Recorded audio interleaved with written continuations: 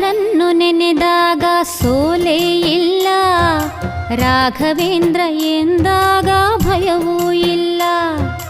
ರಾಯರನ್ನು ನೆನೆದಾಗ ಸೋಲೇ ಇಲ್ಲ, ರಾಘವೇಂದ್ರ ಎಂದಾಗ ಭಯವೂ ಇಲ್ಲ. ತಾಯಿಯ ಮಮತೆ ತೋರ ಗುರುವೂ ಇವರು, ತಾಯಿಯ ಮಮತೆ ತೋರ ಗುರುವೂ ಇವರು, ಬದುಕಲ್ಲಿ ನೆರಳಾಗೋ ತಂದೆ ಇವರು, ಬದುಕಲ್ಲಿ ನೆರಳಾಗೋ ತಂದೆ ಇವರು.